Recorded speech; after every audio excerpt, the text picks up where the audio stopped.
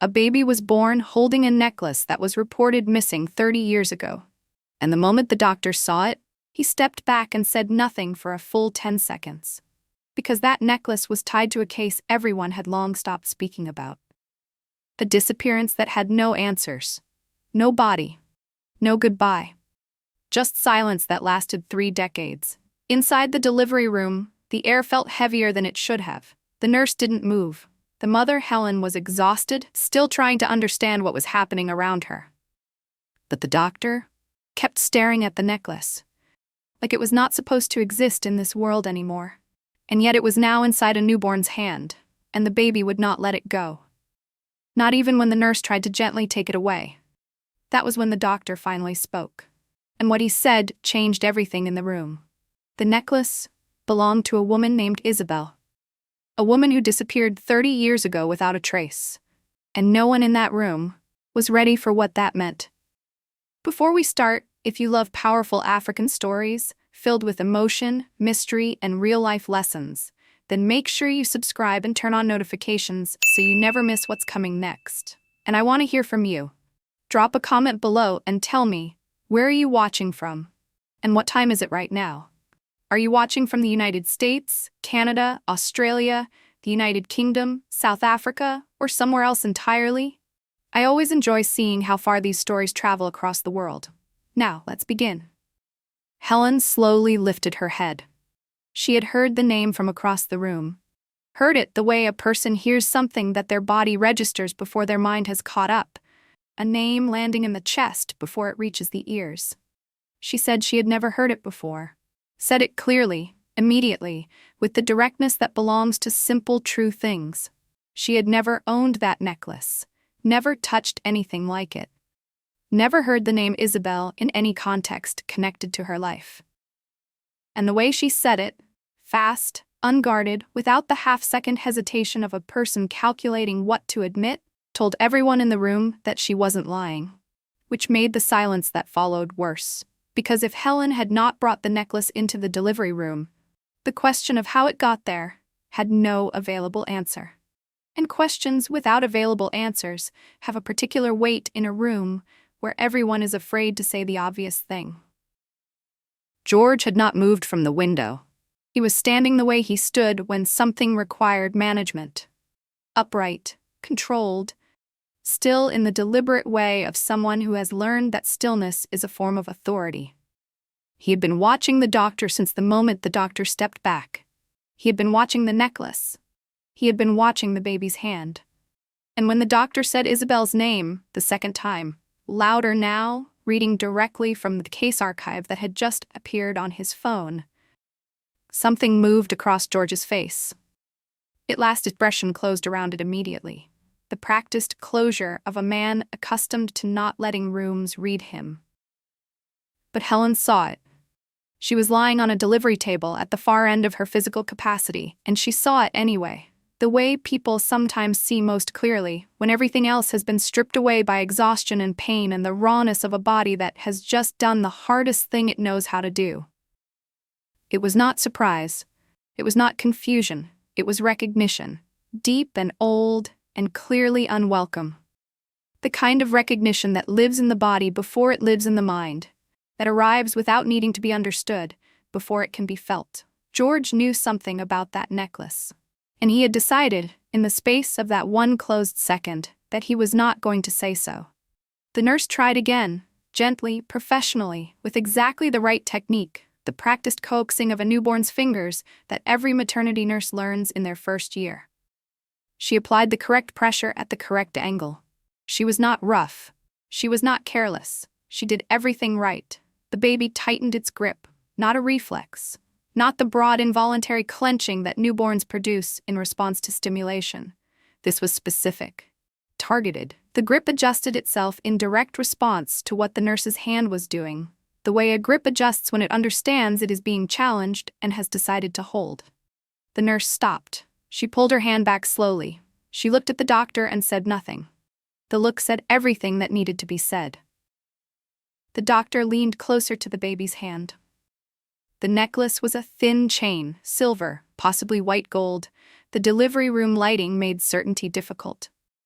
A delicate, fine-linked chain of the kind that belongs to something worn for a long time, worn daily, worn until the metal had taken on the quality of something almost alive from the heat and presence of the body it had rested against.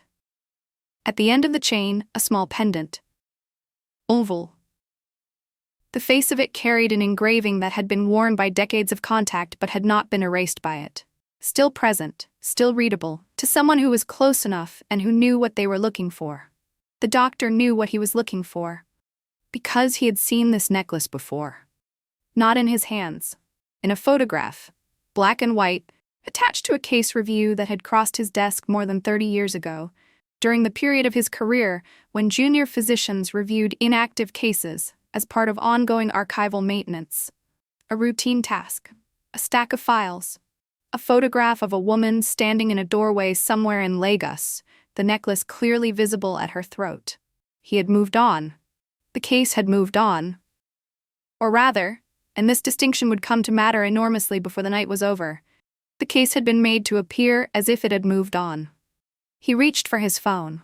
He searched the archive with the careful urgency of a man who is trying to confirm something and who is hoping, at the same time, that he is wrong. That 30 years of imperfect memory has distorted his recollection of a photograph. That this is a coincidence. The archive loaded. The entry appeared. He was not wrong. He said her name, Isabel. A woman who had been reported missing 30 years ago. A case that had been opened, investigated to a limited degree, and then, too quietly, too quickly, with too little resistance from the institutions that should have kept pushing, closed or buried. That word would come later in the night from the man who knew exactly which of those two words was accurate. In every record, in every description, in every witness account that had ever been collected under her name, one consistent detail. The necklace.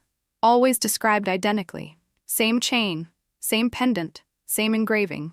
The one physical detail so thoroughly documented that it had survived even the rounds of archival maintenance that had gradually reduced everything else about her case to almost nothing.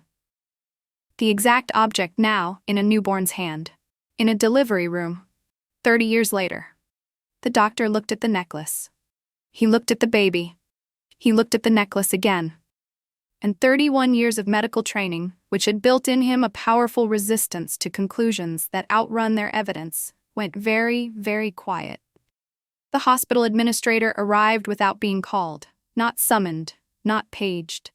Arriving with the specific energy of a man who had been waiting in some private and undisclosed way for precisely this kind of alert. Moving through the corridor faster than a man of his seniority and his characteristic deliberateness normally moved. His name was Tunde. 22 years in hospital administration. A man who had built his professional reputation on two things: precision and the careful, long-term management of information. A man who knew, better than most, the difference between what was documented and what was true, and who had spent 22 years understanding that the gap between those two things was where the most important work happened. He entered the room. He looked at the sealed evidence bag on the side table. He stood very still. He said, "I thought that case was buried forever." Buried, not closed, not resolved, not archived in the ordinary administrative sense of that word. Buried.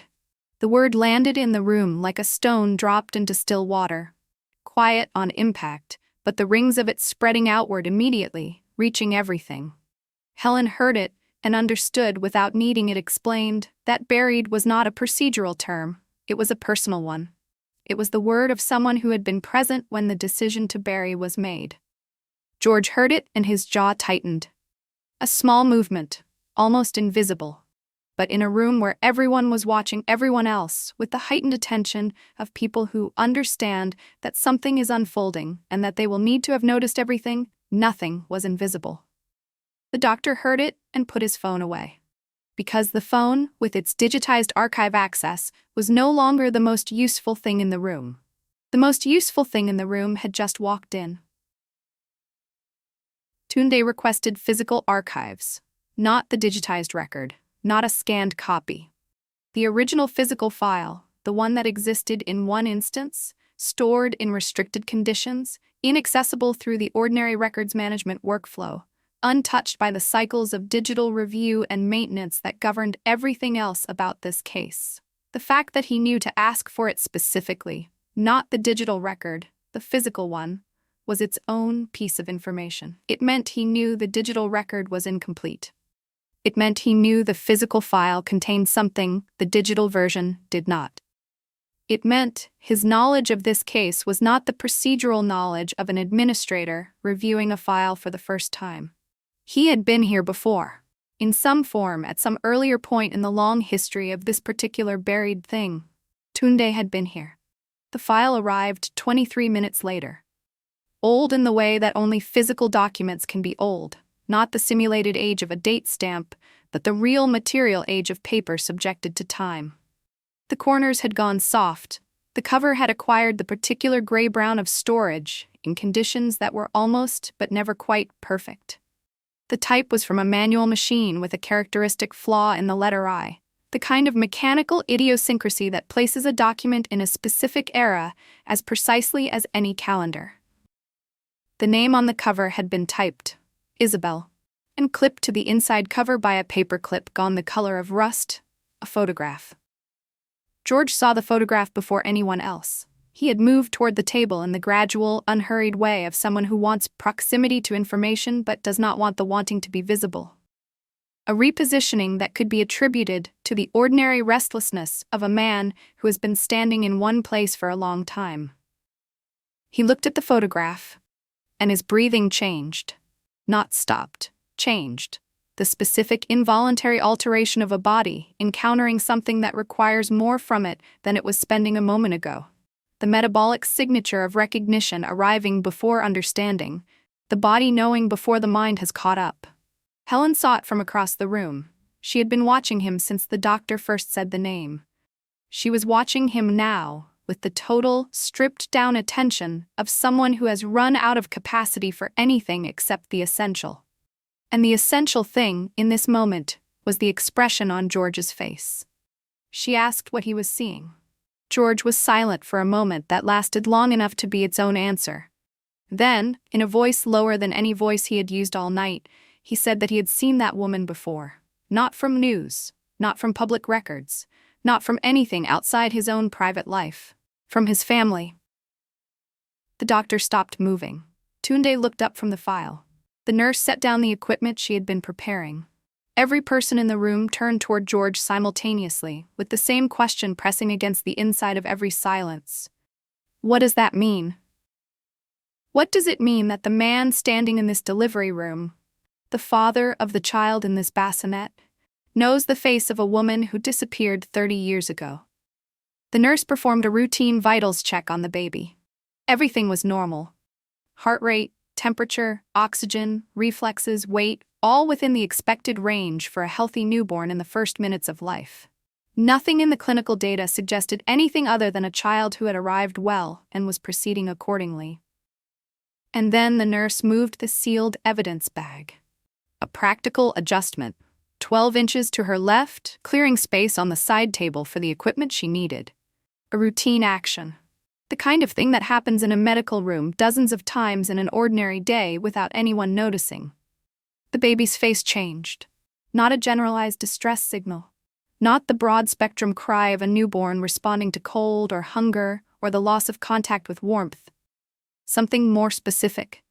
A tension that organized itself across the features, around the eyes, across the brow, that had directionality, that was oriented toward something or toward the absence of something. That communicated, in the only register available to a creature 4 minutes old, a very specific form of awareness. The nurse put the bag back. The tension in the baby's face dissolved. Immediately. Completely. The fists, which had tightened during the 12 inches of separation, eased open. Nobody spoke. The doctor said, with the measured precision of a man speaking at the exact boundary of what his training authorizes him to say, that newborns do not do that. That at 4 minutes of age, the neurological development required for spatial object orientation is simply not present. That the literature on neonatal development is clear on this point and has been for decades. He paused. He looked at the baby.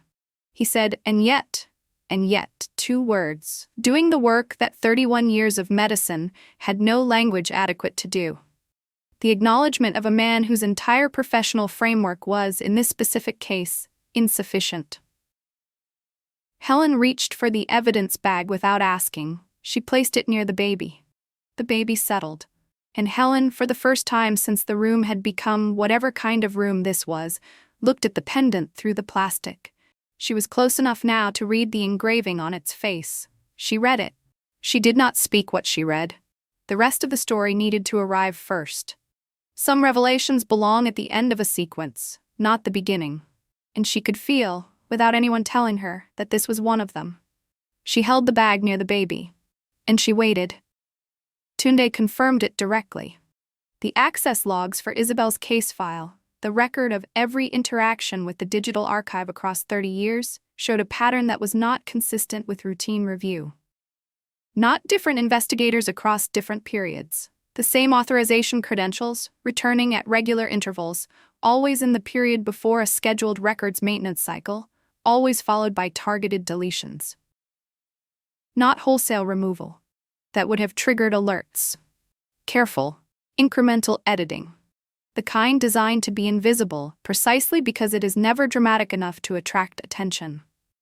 Someone had been maintaining that case the way certain people maintain certain secrets, not by destroying the evidence, but by ensuring that each time the evidence threatened to surface, a small, precise adjustment returned it below the waterline.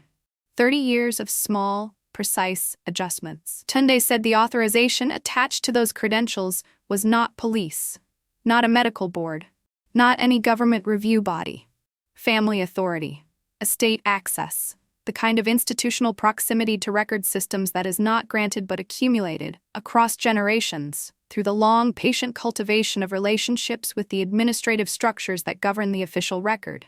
He said the family name. It was George's family name. Helen turned toward George. She did not ask a question. She was past asking questions. She was watching, reading, waiting with the particular stillness of a woman who has just been shown the shape of something and is waiting to see what the man across the room is going to do with it. George stood very still. The composure he had been holding since the doctor first said Isabel's name, the professional, practiced composure that had served him across decades of high-pressure environments, was not cracking, it was dissolving.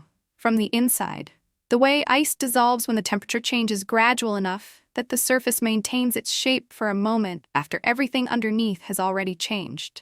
He said, I was never told any of this. He said he understood the connection, the surname, the access credentials, the family authority. He would not insult anyone in the room by pretending those were coincidences. But he said he had never been told about a woman named Isabel, had never been told about a case. The name had appeared once, in a conversation he was not meant to hear, when he was young enough that he had no framework for understanding what he was hearing. And then his family had ensured it never appeared again. His family had been very good at that kind of ensuring.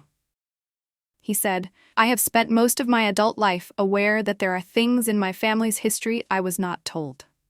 Tonight, I am understanding, for the first time, what one of those things was. And what the people I come from were capable of. That sentence, the full weight of it. A man standing in a delivery room in Lagos, in the early hours of the morning, holding the knowledge of what his family had done and choosing, in front of a doctor, a nurse, an administrator, and his own wife, not to look away from it. Tunde opened the sealed archive box. He had carried it into the room and set it on the floor beside the table when he first arrived, and it had sat there through everything, through the photograph and the access logs and George's admission, like an item waiting patiently to be last.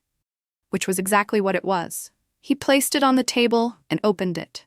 Inside, wrapped in protective paper gone yellow at the folds, a handwritten note, single page, plain paper. The handwriting was rushed, uneven in the specific way that handwriting becomes when the person holding the pen is afraid and trying to be fast and trying to be precise and finding that fear does not cooperate well with precision. It had not been officially logged. No case number, no reference code, no administrative identifier of any kind. physically hidden inside the original file, tucked beneath the official documents, in the one place that the rounds of digital access and maintenance had never reached. Because the people editing the digital record had not known a physical document existed inside the physical file. They had not looked for it. They had not thought to look. Someone had understood that distinction 30 years ago and had used it. Had understood that the safest place to hide a truth was in the format its enemies did not think to check. A note in a physical file. In a restricted archive, surviving every round of deletion because the deletion had never extended this far. Waiting 30 years for a room exactly like this one. The doctor read it. Once, quickly. Then again, slowly. His expression underwent a change that was not dramatic. The doctor was not a dramatic man, but unmistakable, a deepening. The look of someone arriving at a center after a long approach. He said, the note mentions Isabel. It describes her situation at the time of writing, without dates, deliberately, as if the person writing it understood that specific dates could be used to locate and invalidate the document. It mentions a child. It describes a separation, not an abandonment. The note is explicit about the distinction. A forced separation. A child moved to a place outside the reach of the people who had decided how things would be arranged. He said, the note says, the necklace goes with the child. Those are the exact words. The necklace goes with the child, and whoever finds the child with the necklace will know what it means. He looked up. He looked at the baby in the bassinet. He did not say the next thing, because the next thing did not need to be said. Everyone in the room had already arrived at it simultaneously in the quiet that followed his reading of the note. Helen heard those words.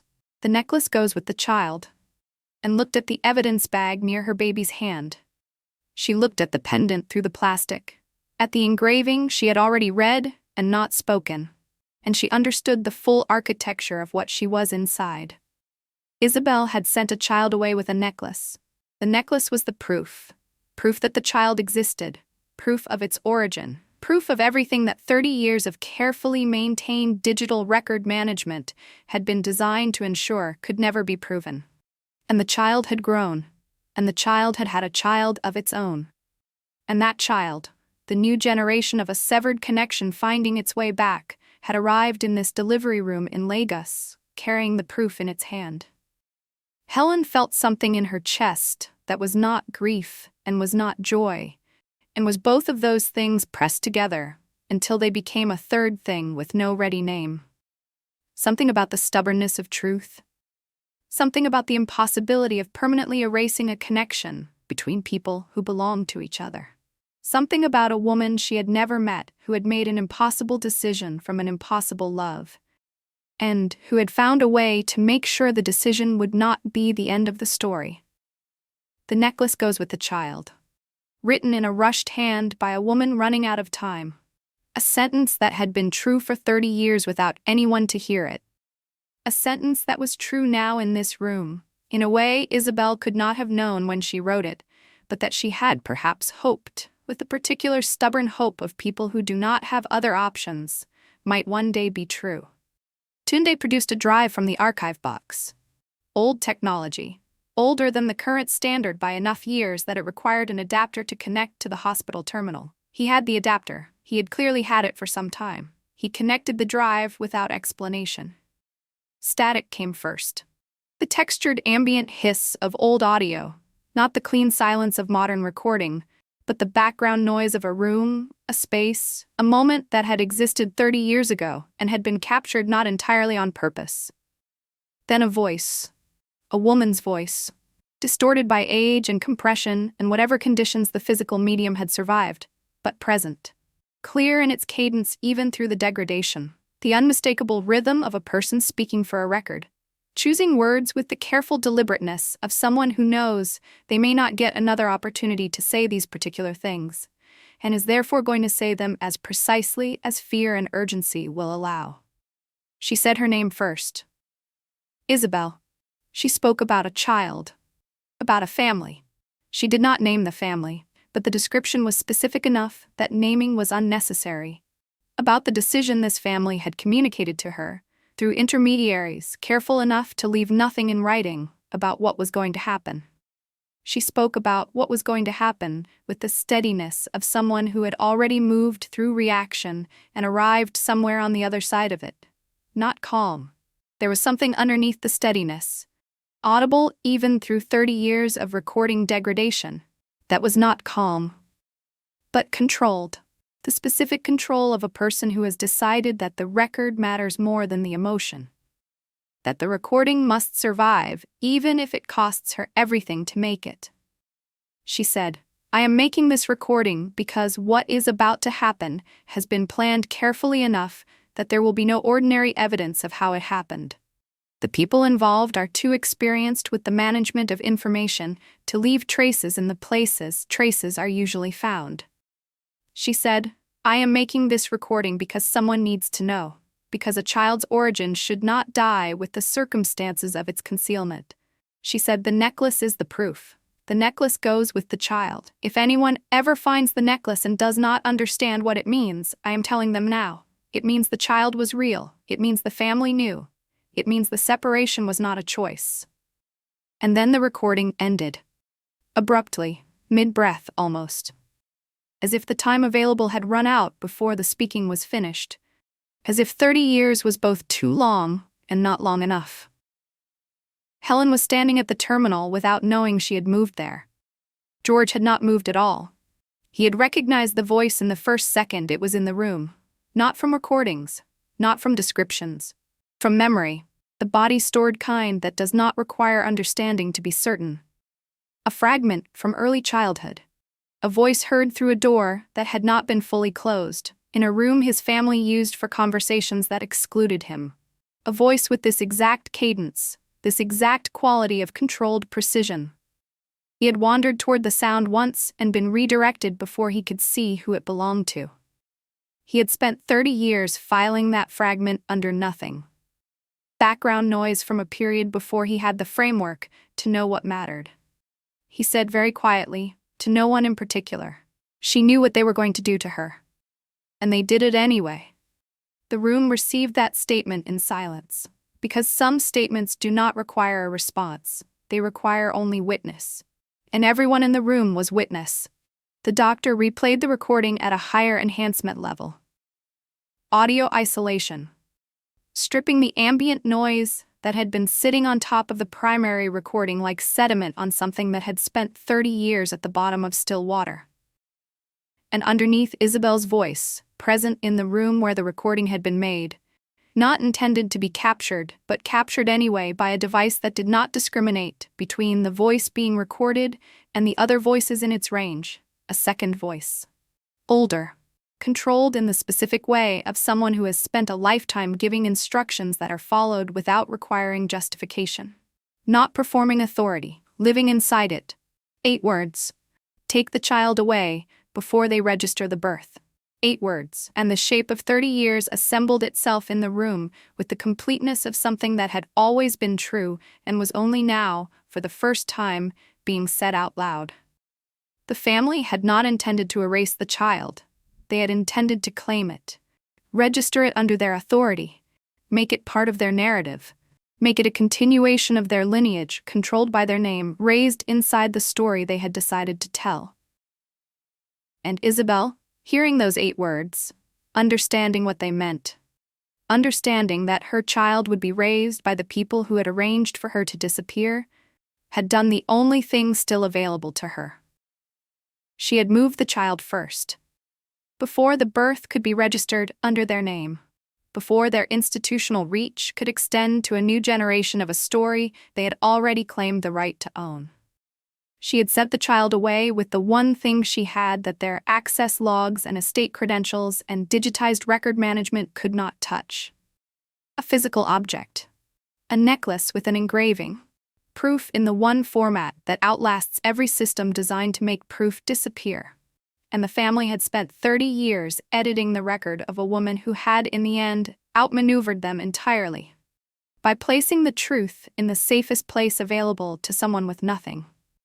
In the hands of a child, in metal that does not decay, in the one form of evidence that no access log can reach and no authorized deletion can touch. There was one more item in the archive box. Tunde had been carrying it the longest. of everything that had emerged in this room: the photograph, the note, the access logs, the recording. This was the item he had been most careful with. Not because he doubted it should be produced, but because once it was on the table, the conversation would shift from the past into the present, and the present had implications that were larger and required more from everyone in the room than anything that had come before. He placed a small envelope on the table. Old, the paper soft at the corners, the seal long since dried to brittleness. It came apart at the fold rather than the seam when he opened it, which was its own quiet testimony to how long it had been waiting. Inside, a hospital tag. Faded, legible. The kind attached in the first minutes of processing a new arrival, the physical record of a person entering the healthcare system at a specific moment in time, attached to a birth registration form. Partial. Started and not finished, completed for approximately 2/3 of its length, and then simply stopped. Not cancelled, not voided, not marked in any way as an error. Just stopped, in the middle, in a way that communicated interruption. Someone had been filling in this form in the ordinary way that hospital registrars fill in forms and had been stopped before they could complete it. Stopped by a person or a decision. In this case, both. The doctor read the document, the dates aligned. Same period as everything else on the table. Same facility cross-reference as Isabel's original case file. The same window of time in which every other piece of evidence now present in this room had been created, and then, in various ways, suppressed or hidden or placed beyond the reach of the systems that should have preserved them. A birth.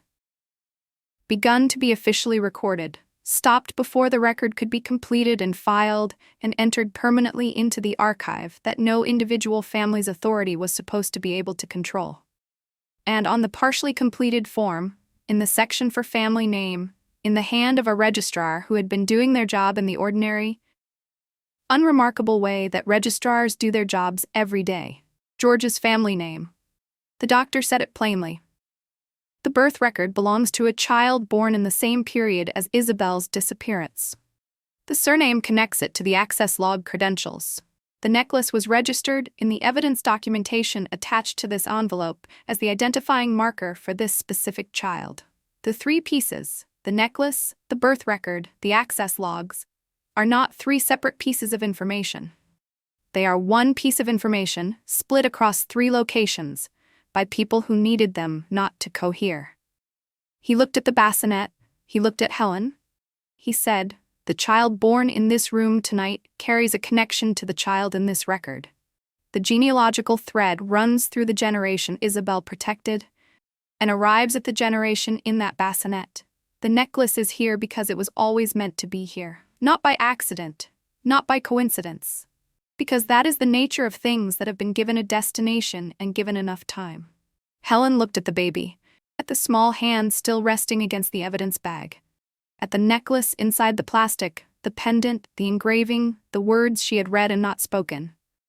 She thought about Isabel, about what it costs to make the kind of decision Isabel had made, about what kind of love can survive the paying of that cost and still find its way across 30 years and a generation to where it was always trying to go. George moved toward the bassinet, not quickly, with the careful, deliberate slowness of a man who has arrived at a decision and is walking toward what it requires. Not because it is easy, because it is the only direction left that makes any sense. He stopped beside it. The baby was awake, eyes open in the vast, unfocused way of the newly arrived, giving the same quality of attention to everything present, making no distinctions, unaware that some things in the room carry more history than others. Attending equally to the ceiling and the lights and the face now looking down at it with the particular gravity of a man absorbing something enormous. George placed one hand at the edge of the bassinet, not touching, just there. The placement of a person establishing proximity before they are certain they have the right to more than proximity. The baby turned its head toward him, slowly, specifically. Not the random movement of a newborn responding to ambient stimulus. Directed, arriving at George and stopping there. George looked at the baby and did not look away. For the first time since the doctor had said Isabel's name. For the first time in the entire length of this long, strange, dismantling night. George did not retreat, did not close, did not reach for the composure that had been his primary instrument through every difficult room he had ever navigated. He stayed, open, present, in the full, undefended sense of both words. In the presence of a child who had arrived carrying the proof of what his family had done, and who was, in the way of all new things, entirely without judgment about any of it. He stayed. The baby's eyes held him, and the room understood without discussion that it was witnessing something that had no precedent in any procedure. A man receiving, in the form of a newborn's gaze, the full weight of his family's history, and choosing not to look away from it. He turned slightly toward the room. His voice was the quietest it had been all night. Whatever my family did, whatever decisions were made in my name, and under the authority of a lineage I did not choose. Whatever was buried and maintained and managed and kept from surfacing for 30 years. It ends here, in this room, tonight. He looked at the photograph of Isabel still on the table. I will be the person who makes this visible, who takes it out of the archive and into the daylight where it belongs. I do not know yet what shape that takes, or how long it will require, or what it will cost, but it is the only direction I am willing to move in from this room. Then, quieter than anything, quieter than the whole quiet night, I am sorry, Isabel. 30 years too late and from the wrong person, but I am saying it, because I do not know that anyone else ever will. Nobody responded. Because the right response to a genuine apology in a room where everyone present has just understood what it costs to make is not a response. It is witness. Helen had been watching all of it. The records, the photographs, the logs, the note, the recording, and the 8 words underneath it. The incomplete birth registration, with George's family name written in a registrar's ordinary hand. George moving toward the bassinet and saying what he said. She had been watching it with the total, undistracted attention of someone who has been placed by circumstances outside any choice they made, into the middle of a story much larger than the one they believed they were living. Who has been required, in a state of profound physical depletion, to receive something enormous, and who has managed to receive it anyway, because some things are important enough that the body finds the capacity for them, regardless of what it has already spent. She was exhausted in a way that went deeper than tiredness. The particular state that follows the hour after birth, a state that removes filters, that strips the ability to attend to irrelevant things and leaves only the essential. A rawness that is also a kind of clarity. The clarity of what actually matters arriving with unusual precision.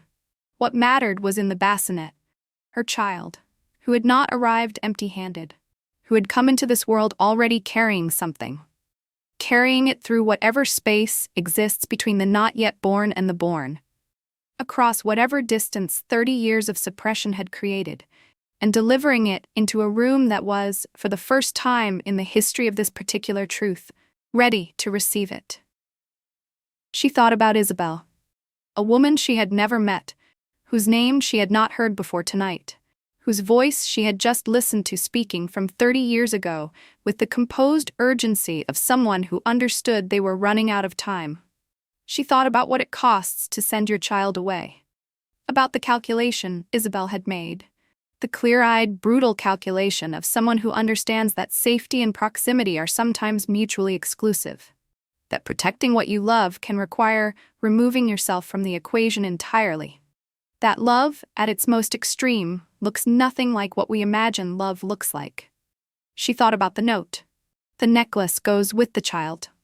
5 words written in a rushed hand by a frightened woman who had the presence of mind, in the middle of everything she was facing, to understand that the truth would need a body to travel in. That it could not survive as an idea. Ideas can be argued against, re-narrated, buried under better resourced competing versions. But a physical object, handed from a woman to a child, carried through 30 years, arriving in a delivery room in Lagos at 2 a.m. That is harder to argue with. She held the evidence bag near the baby. She looked at the engraving through the plastic one more time. She read it quietly to herself, the words she had already read once and not spoken. And something happened in her face, something quiet and enormous, that she did not explain, and that no one in the room asked her to explain. Because some things communicate themselves in rooms where people have been paying close enough attention. Because some things have been true for 30 years, and speaking them aloud for the first time is an act that deserves to be private. Because Isabel had sent a message 30 years ago to a person she could not yet know, in a language that could only be read when the right hands held it. And tonight at last, the right hands had it. The records stayed on the table. Nobody moved them. Nobody initiated the administrative processes that would eventually need to be initiated. The formal documentation, the legal referrals, the slow institutional machinery of confronting a buried case and deciding what can still be made right. That was not tonight's work. Tonight's work was done. Lagos was entering the hour before dawn. The particular hour the city owns well, the interval between night and morning when the generators wind down in the residential areas, and the earliest market traders are already moving on the roads below, and the sky is doing the slow, patient work of deciding to become day. Inside the hospital, the building was finding its morning rhythm. Equipment cycling through diagnostics, footsteps accumulating in the corridors as the night shift began its handover. In the delivery room, those sounds arrived from a distance. The room had its own atmosphere. The particular quality of a space in which something long delayed has finally been allowed to arrive. Not heavy, not oppressive. Something more like completion. The specific stillness of a thing that has been in motion for a very long time and has at last come to rest. Tunde closed the archive box. He had been carrying it, in various forms, for a long time. He had carried the knowledge of what it contained and the uncertainty of whether he was the right person to be holding it, and the long, patient vigil of someone waiting for the moment when carrying it could be completed by passing it to a room ready to receive what was inside. He closed it and set it aside. His part, in the particular form it had taken across the years of its asking, was done. George remained near the bassinet, not holding the baby, not reaching for it. Simply present, in proximity to something connected to him by a line that had been cut before he was old enough to know it existed, and that had spent 30 years finding its way back to where it began. He was thinking about his family, about the specific confidence required to maintain a deception across 30 years. The confidence that belongs to people who have never had a real reason to believe that truth has resources they don't. That a woman without institutional access could find a form of preservation they couldn't reach. That a necklace in a physical archive could outlast 30 years of the most careful digital management. He was thinking about how they had been wrong. And about what wrongness of that scale looks like when it arrives. Not slowly, with warning, but all at once. In a delivery room, in the hand of a newborn who arrived holding the evidence. He did not have all the answers yet. But he had the question. And sometimes the question is the most important thing, the thing that makes every subsequent answer possible. Helen looked at the baby for a long time.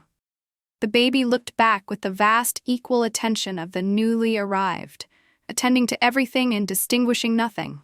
Not yet knowing what had happened in this room tonight. Not yet having any of the concepts required to receive what this night contained. That would come later. When Helen found the words and the moment and the courage the telling would require, the baby would receive the story of a woman named Isabel, who had made an impossible decision from an impossible love, and who had found a way to ensure the decision was not the end of the story. It would receive the story of the necklace, the story of 30 years. And it would receive, along with the story, the necklace itself. The pendant with the engraving that Helen had read twice now, and not spoken aloud, and would not speak aloud tonight. Because some things belong to the person they were always meant to reach, and must be given to them directly, in the right time, by the right hands. But it would be given. That was certain. Some truths are too old and too precisely aimed to be withheld.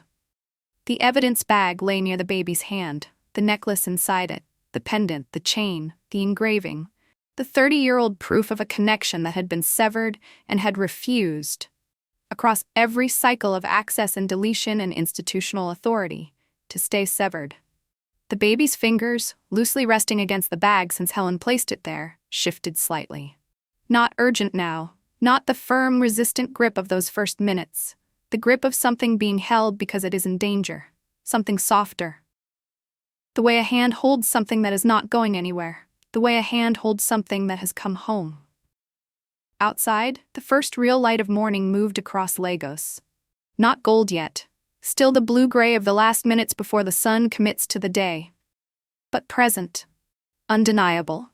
Moving across the city in the way that light moves when it has been absent for a night and is returning. Not fast, not slow, simply continuous. The way things move when they have been coming for a long time and have finally arrived close enough to be seen. Inside the room, the records stayed on the table. The baby breathed, and the necklace, the piece of evidence that was also a love letter. The identifying marker that was also a promise. The 30-year-old proof of a connection that had been cut and had spent 3 decades quietly, stubbornly, without complaint and without surrender growing back, lay in a child's open hand. Still. Finally still. The way things are when they have stopped running and have been allowed at last to rest in the place they were always trying to reach. The way things are when 30 years of distance has finally been crossed, and what was separated has found its way, through the only route that was still open to it, back to what it belongs to. And the baby held on. The way things hold on when they have always known they belong.